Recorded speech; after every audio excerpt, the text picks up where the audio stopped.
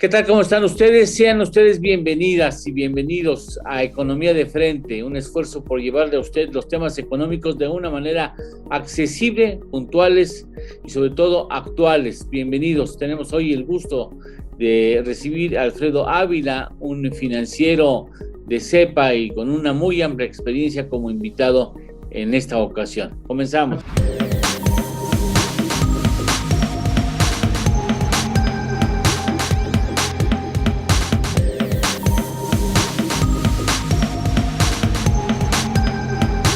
Economía de Frente.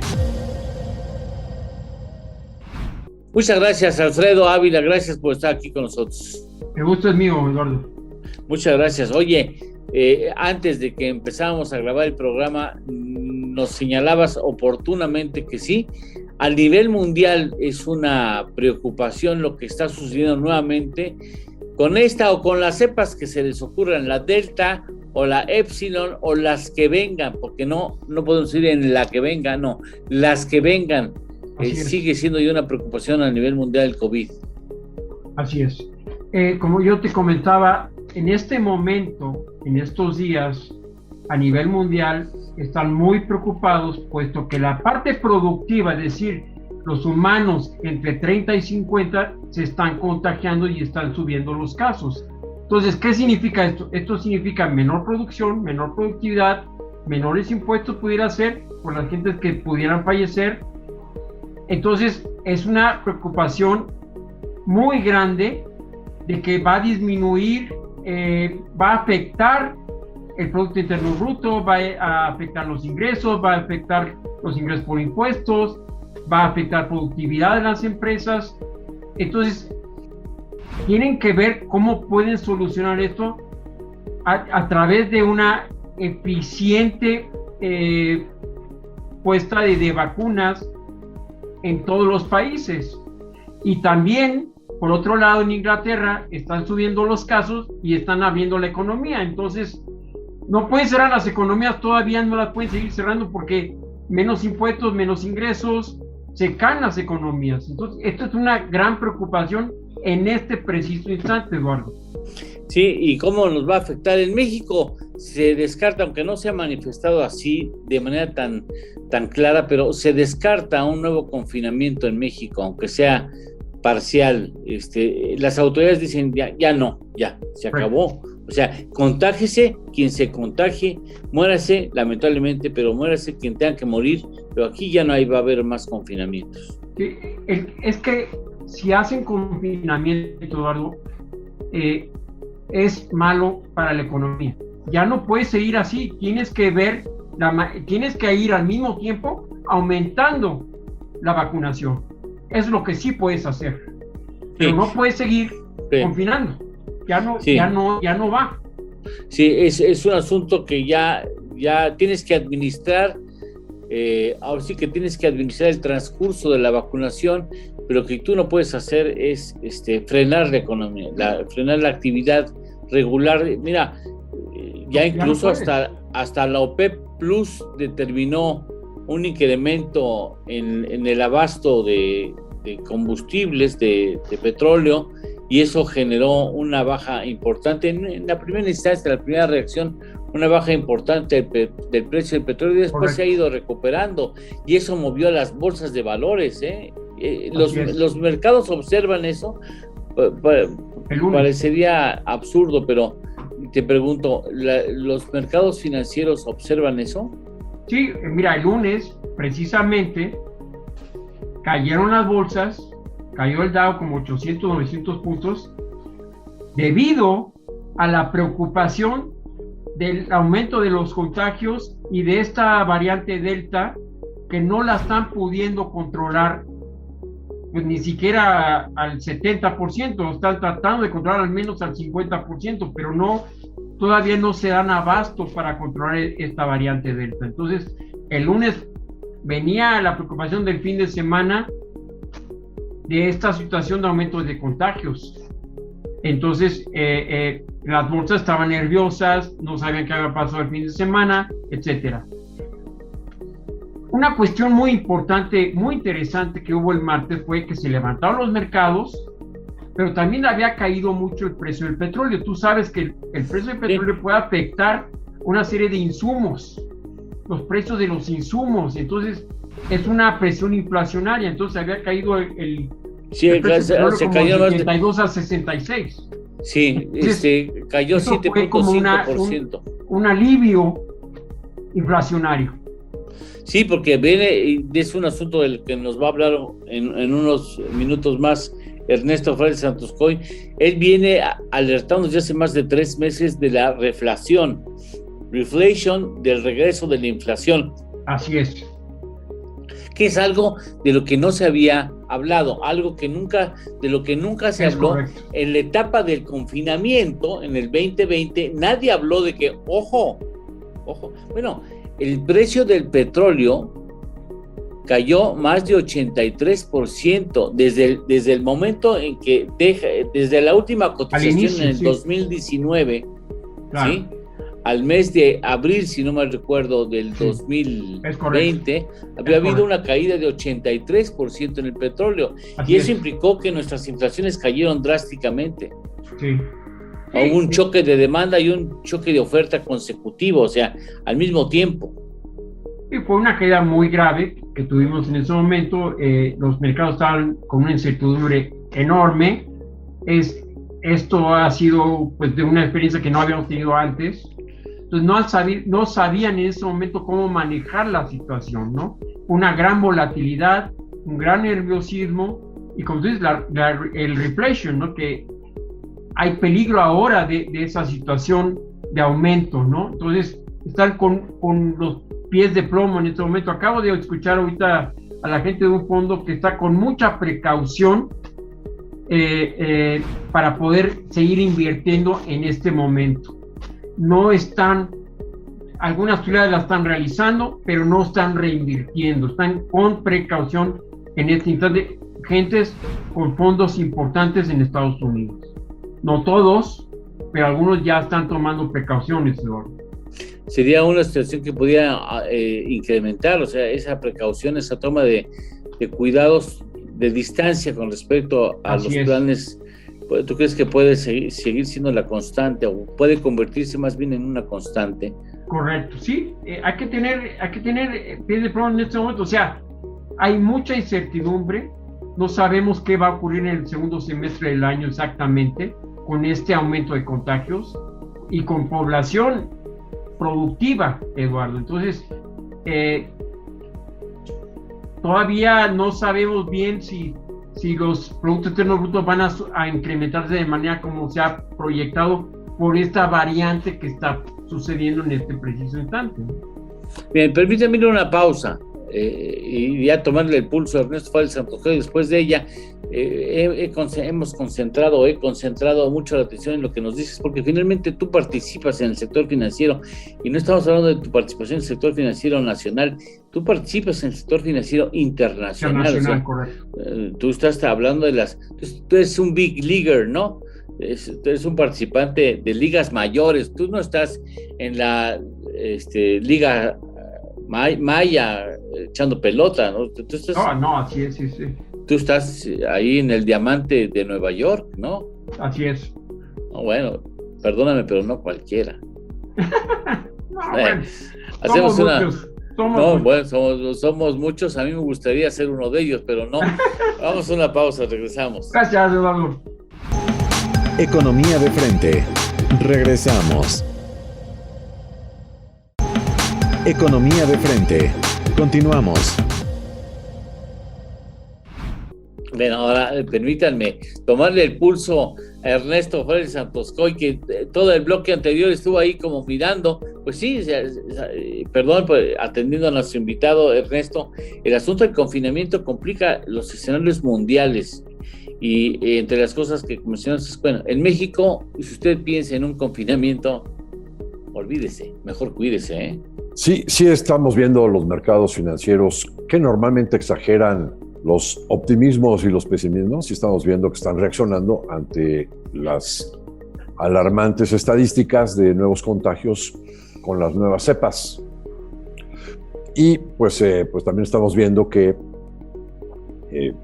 hay muchos cuellos de botella en varios países en la actividad económica. Pero eso tiene también que ver con los confinamientos anteriores, ¿no? Hay efectos rezagados de las medidas que se tuvieron que aplicar en distintas latitudes, que hacen que sea insuficiente el suministro de N cantidad de insumos, y tienes también un disparo de la inflación mundial como consecuencia de esto. Yo te diría, ese es el resumen de lo que está sucediendo.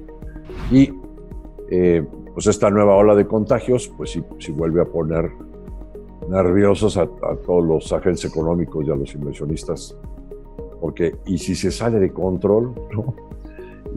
Y pues ¿qué puede pasar, no? Sí estamos viendo en varios países la aplicación de nueva cuenta de medidas de confinamiento, ¿no? O Portugal, un ejemplo.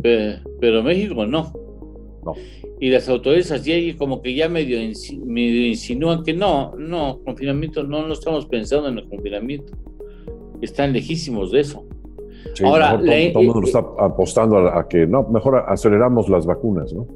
Es lo que ha mencionado Alfredo ya en el segmento anterior. Díganme ustedes, ¿la inflación en Estados Unidos piensan que regresará? ¿Habrá de atenuarse o se mantendrá así de alta o pudiera crecer, Alfredo? Ayer escuché que todavía son 100 millones de personas en Estados Unidos que no están vacunadas. Y estamos hablando de un sector importante, o sea, es de los niños, estamos hablando de los de 10 a 20 años y probablemente de los 20 a 30 años. Entonces, como yo mencionaba, es una población importante, porque ya los de 20 a 30 años ya son participadores que pagan impuestos. Entonces, tienen que tener mucho cuidado en esto, y como dice Ernesto, hay que acelerar la vacunación en ese segmento también, porque si no, vamos a tener un doble problema, ¿no? Ernesto. Y en cuanto a la inflación, bueno, pues cada mes en Estados Unidos, porque es mensual, aquí en México cada quincena tenemos sorpresas en cuanto a inflación, pero allá la inflación, último dato es 5.4, 5.4, y la inflación al productor arriba del 7.5. Entonces, pues hay una presión de costos muy fuerte que tiene que ver con esto que decíamos, de que escasean insumos: acero, aluminio, arena, madera, cobre, ¿no? Hay muchísimos insumos que no están fluyendo con la velocidad adecuada para el ritmo de la demanda, y junto con perecederos e hidrocarburos, que habían estado sube, que han hecho que la inflación se dispare. Pero, por ejemplo, ahora tenemos en los últimos días pues, un ajuste importante en los precios de los hidrocarburos, que me parece que es hoy el ingrediente más importante de la inflación a nivel mundial. Y pues ante ese ajuste en los hidrocarburos en general, creo que la inflación se va a atenuar hacia adelante. Bien, ¿tú coincides con esto, Alfredo? Sí, mira, yo lo que vi el martes, por ejemplo, el lunes cayó bastante el petróleo, entonces es importante que el precio del petróleo no ejerza una presión inflacionaria a nivel mundial. Entonces, todo lo que es la parte de insumos tiene que verse menos afectada, porque si no, es una presión para los mercados y reaccionan con respecto a. Y el tema inflacionario es un tema de todos los días. Y como tú decías, la inflation es de todos los días en Bloomberg, por ejemplo, en CNBC, es una preocupación diaria, ¿no? Que va a afectar a los mercados conforme se vaya comportando este índice, ¿no? Sí, pues sí. ¿Ustedes estiman que esto quizá en Estados Unidos, pregunto, la Fed podría adelantar su decisión de iniciar el alza de la tasa de interés de referencia, o se va a aguantar al momento que lo anunció, que ya tiene un adelanto, por cierto? A reserva de lo que opina Ernesto, pero es muy importante saber cómo piensa el FED. Pues el FED siempre pone sus ojos en el empleo, siempre. Entonces, si no ve un aumento sostenido en el empleo, la Fed no va a pensar en aumentar tasas de manera inmediata. Sí ve la parte inflacionaria, pero siempre cuida la parte del empleo. Entonces, sí, si no ve un ritmo acelerado, no lo va a hacer. O sea, no creo que esté pensando en subir tasas en ese momento, y lo han dicho. O sea, querían esperar un año para ver cómo evoluciona todo. Y pasado en empleo, Producto Interno Bruto, el precio de petróleo, insumos, etcétera. No sé si Ernesto está de acuerdo conmigo. Pero... Déjame hacer una anotación antes, previa, porque puede confundir a alguien del público. En México, el único mandato del Banco de México son los precios, la inflación. En Estados Unidos no es así. En Estados Unidos tiene otras encomiendas. La Fed tiene no solamente los precios, también tiene que maximizar el empleo, y también tiene que ver el asunto de las tasas en el mediano y largo plazo. O sea, tiene otras encomiendas. Por eso Alfredo dice que vea el empleo, ¿sí? Vea el empleo porque es parte de su responsabilidad. Aquí en México, el Banco de México le da la espalda al empleo. Bueno, claro, lo considera, pero no es un elemento que tengan que cuidar porque no está en sus responsabilidades. Ernesto. Sí, muy bien dicho, Eduardo. Eso es un doble mandato en la Fed, en la Reserva Federal. La inflación, los precios y el empleo. Y entonces, los últimos datos. La inflación se fue al 5.4, acabamos de comentar, pero también la tasa de desempleo aumentó del 5.8 al 5.9.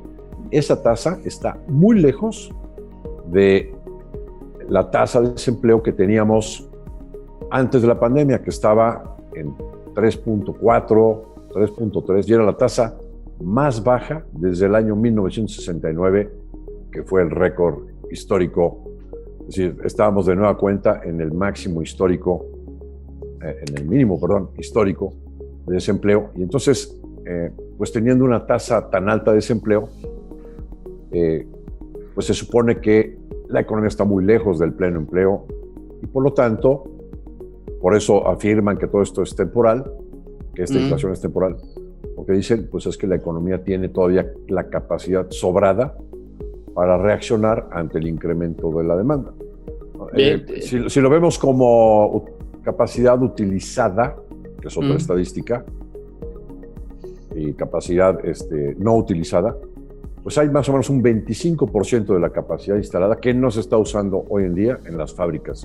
Ahí puedes evitar la inflación, es el colchón para evitar la inflación, ¿no? Tanto del lado del empleo como del lado de la capacidad utilizada de las empresas, se ve que sí hay todavía margen de maniobra para incrementar la producción en la medida en que está fuerte la demanda. Bueno, pero la verdad es que es un albur, ¿no? Porque el cúmulo de políticas fiscales y de políticas monetarias en el mundo que se están aplicando para la recuperación es tan fuerte que estamos viendo todos estos cuellos de botella. Bien, permítanme una pausa y regresamos. Economía de frente. Regresamos. Economía de frente. Continuamos. Bueno, en la semana anterior hizo su debut como secretario no ratificado por la Cámara de Diputados, Rogelio Ramírez de la O, ¿no? O sea que entró a la Administración Pública Federal por la puerta de servicio. O sea, qué posición tan fregada. La posición más difícil, la más importante, y el Congreso por el momento le niega el momento de la ratificación. El detalle. ¿Cuáles son los retos, Ernesto? Él marcó algunas encomiendas del presidente, 4, ¿no? O sea, uno, hay que asegurar el equilibrio fiscal. Segundo, hay que también asegurar economías en el gasto, que yo no sé de dónde puede haber más economías si hay una crisis de austeridad como nunca habíamos visto en el gobierno federal, ¿no? Luego también habló de optimizar los recursos en el sector de energía y pues atender el refinanciamiento de la deuda del sector de energía, o sea, de Pemex y de CFE. Y por último habló de que hay grandes oportunidades en la banca de desarrollo. Para no comentarte los 15 puntos que mencioné en una columna, por favor, porque no hay tiempo, que son o sea, vas viendo cada uno de ellos y dices, bueno, pero ¿cómo se le ocurrió aceptar este reto formidable, sí, este desafío? Sí, no, bueno, es el desafío más importante de su vida profesional, sin duda. Sí. Yo te diría, el señor había rechazado en 2 ocasiones anteriores, en este sexenio, la oportunidad de ser el secretario de Hacienda. Y seguramente puso una serie de condiciones para, ok, si tú me das esto, yo ya lo acepto, ¿no? Le entro al reto. Y deben de haber sido condicionamientos de, oye, pues sí le entro, pero pues déjame tener injerencia en las finanzas en Pemex y en CFE y en el IMSS. Y en la política fiscal. Y en la política fiscal y pues déjame nombrar a mi gente, ¿no? Y bueno, pues una de estas encomiendas, la última, por ejemplo, la de oportunidades en la banca de desarrollo. Bueno, es que a los secretarios anteriores los nombraba Alfonso Romo. Alfonso Romo nombraba a los directores de la banca de desarrollo, ni siquiera gente de él, ¿no? Pero después el presidente les ponía a el segundo nivel era del presidente, y se armaban unas broncas padrísimas. Les metía a los directores generales adjuntos ahí, ¿no? Sí. Sí. Bueno, y bueno, pues está muerta la banca de desarrollo. Entonces, la formación de Rogelio es neo-keynesiano. Seguramente Alfredo nos puede abundar en este tema, pero... aunque Alfredo ha de ser fanático de Adam Smith, igual que el presidente de Milton México. Friedman, ¿no? Friedman. Es su hijo, de Milton Friedman. No, Alfredo. ¿Alfredo? Sí, ¿No ves que es Alfredo? ¿Es Alfredo Friedman? Ávila. Yo pensé que era Alfredo Ávila Friedman. Ah. Bueno, después entramos en detalles. Y entonces sí creo que el eje que va a tener en la política fiscal y económica de Rogelio debe ser, tengo que hacer algo para que la economía crezca, ¿no? Tengo que usar los instrumentos que tengo a mi alcance para que la economía crezca, porque usted sabe que su mandato hoy en día, si no, ¿para qué lo llamaron? ¿Para qué cambiaste al secretario anterior?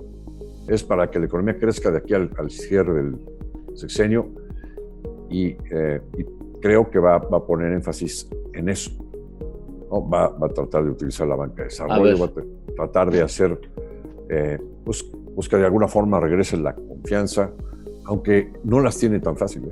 Alfredo. Va a ser muy difícil tener disciplina fiscal con mantener armonía y poner a producir más a la banca de desarrollo, porque como dice Ernesto, es muy importante la banca de desarrollo y nos la han dejado un poco de al lado. Y me parece que Rogelio puede ser mucho más enfocado que Arturo Herrera en la banca de desarrollo y no tanto darle prioridad a los proyectos del Tren Maya y los proyectos de la 4T. También están las pymes. Entonces creo que Rogelio debería enfocarse, y creo que lo va a hacer, a las pymes, darles más apoyo a las pymes, porque, claro, entonces, ¿cuánto dinero le va a sobrar para apoyar a las pymes cuando tiene que apoyar los proyectos de la 4T, los grandes proyectos de la 4T? Que es lo que ha mencionado el presidente. Claro. Bueno, señores, qué bonito termina el programa, en punto álgido en donde podríamos comenzar el siguiente. Lástima que este es un programa semanal, si no le seguíamos, o que no fuera de una hora, le podremos seguir porque estamos en un tema que a mí me parece neurálgico. A ver si algo podemos hacer para volver a invitar pronto a Alfredo, para que nos diga, porque deja precisamente la estafeta, hablando ya de Olimpiadas, deja la estafeta en donde precisamente debe de tomarse, en un relevo fundamental. Muchas gracias, Alfredo Ávila, por estar con nosotros. Gracias a ti. Gracias, Ernesto. Como tú bien lo señalas y tú bien lo escuchas. Thank you very much for being here in your home. Vámonos. Ya ves, yo también sé inglés. ¿No? Ernesto Farrell, muchas gracias. Gracias a ustedes. Estén muy bien. Gracias. Nosotros hasta la próxima semana aquí en Economía de Frente.